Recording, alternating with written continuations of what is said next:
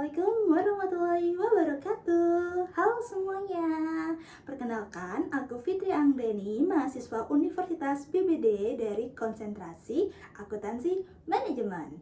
Oke, jadi di kesempatan kali ini atau di video kali ini aku bakal ngasih sedikit review singkat tentang konsentrasi akuntansi manajemen. Buat kalian yang bingung nih mau pilih konsentrasi apa ke depannya, mungkin kan bisa simak video ini. Jadi aku bakal kasih sedikit review berdasarkan pengalaman pribadi aku sama mengikuti konsentrasi akuntansi manajemen, dan semoga video ini ngebantu kalian buat kalian yang bingung untuk milih konsentrasi selanjutnya. Oke, jadi langsung aja. Yang pertama kita bakalan bahas dulu nih, apa sih akuntansi manajemen itu? Jadi akuntansi manajemen ini dia adalah mata kuliah yang membahas bagaimana informasi akuntansi ini digunakan untuk mengambil suatu keputusan manajerial di suatu perusahaan. Nah, untuk topiknya tuh bisa dari harga pokok atau mungkin analisis biaya, volume laba, sampai penganggaran yang strategis. Nah, buat pengalaman pribadi aku sendiri, dia ini jujur mungkin cukup menantang ya. Menantang karena banyak banget ada perhitungan dan juga analisis. Tapi di segi itu lumayan seru karena kita itu bisa berpikir aplikatif. Dan juga untuk dosennya itu langsung ngeberiin contoh di dunia nyata. Jadi kayak mungkin di suatu perusahaan ini atau perusahaan yang itu lain. Nah, kalau tips dari aku buat kalian yang bingung, kalian tuh bisa dulu pelajarin dasar-dasarnya. Tapi kita kan udah nih belajar dasar-dasar dari awal semester, jadi mungkin kalian nggak akan kebingungan kalau kalian ngambil akuntansi manajemen ini. Lalu buat yang kedua, untuk pengendaliannya sendiri, kita itu belajar tentang sistem kontrol seperti budgeting atau mungkin performance evaluation, dan juga reward system. Nah, kalau berdasarkan pengalaman pribadi aku mengenai ini, dia itu lebih banyak diskusi. Jadi kita tuh diskusi antara mahasiswa dengan mahasiswi, karena di setiap perusahaan sendiri itu kan cara kontrol karyawannya berbeda nih. Jadi kita berdiskusi gimana biar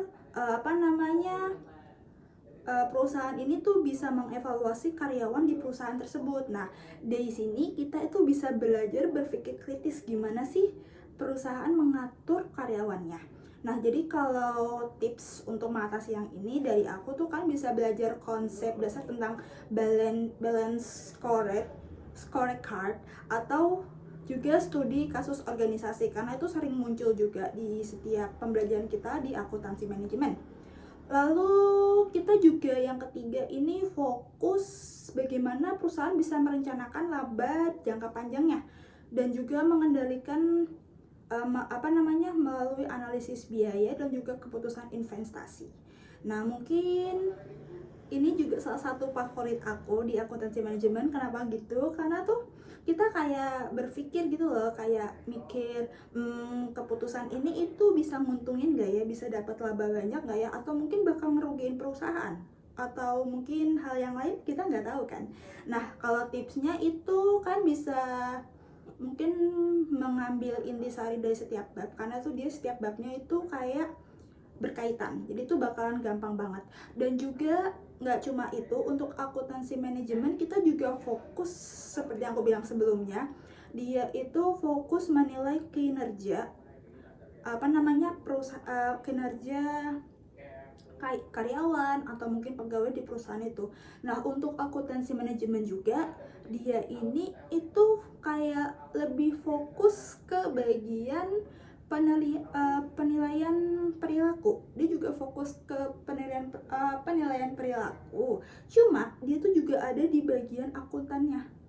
Jadi mungkin kayak kalian mungkin kayak nilai gimana sih dampak, kayak mungkin contoh kayak suatu perusahaan mungkin bakalan mikir gimana sih caranya kita buat ningkatin daya dari perusahaan, kayak daya pegawainya, mungkin kayak kinerja atau mungkin evaluasinya gimana sih biar perusahaan ini tuh nggak merugi. Jadi tuh gimana dia akan meningkatkan kualitas dari perusahaan tersebut melalui karyawannya. Jadi untuk akuntansi manajemen dia memang lebih fokus ke bagian manajemen atau di bagian perilaku, tapi tidak jauh dari akuntansinya.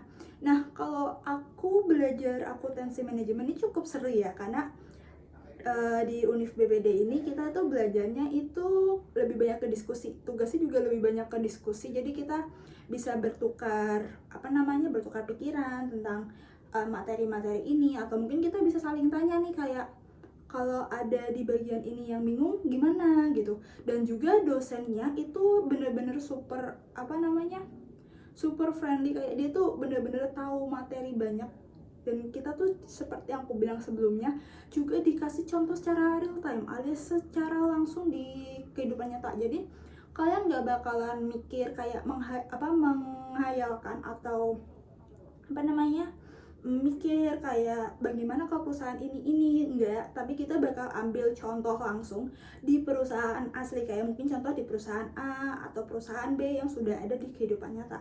Jadi kita nggak usah mikir-mikir perusahaan apa ya, tapi kita bisa langsung ambil contohnya di perusahaan yang ada di kehidupan nyata. Dan kalau buat kalian yang nanya, Kak, enak nggak sih akuntansi manajemen itu? Bisa dibilang enak. Kenapa? Karena dia juga nggak ada hitung-hitungan, guys. Jadi buat kalian yang suka akuntansi tapi menghindari hitung-hitungan, ambil akuntansi manajemen, guys. Karena dia hitung-hitungannya ada, cuma itu nggak serinci itu. Jadi kita lebih menilai ke bagian perilaku pegawai atau yang manajemen atau yang lain. Jadi untuk perhitungan itu kita sangat-sangat jarang, mungkin bisa dihitung ada 1 atau 2 kali aja, tapi nggak sebanyak itu buat akuntansi manajemen. Jadi buat kalian yang suka akuntansi tapi males buat berhitung, itu cocok banget buat kalian yang mau masuk akuntansi manajemen. Oke, nah jadi itu sedikit review dari aku tentang mata kuliah atau mungkin tentang akuntansi manajemen.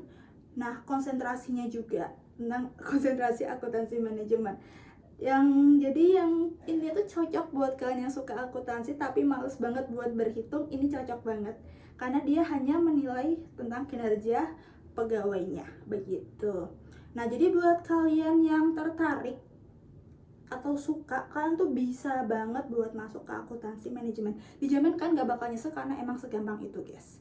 Oke, jadi sekian dulu. Kalau kalian ada pertanyaan atau ada yang mau diskusi, itu boleh banget kalian tulis aja di kolom komentar. Oke, gitu sekian. Jangan lupa buat subscribe, like, dan share video ini kalau ini membantu kalian.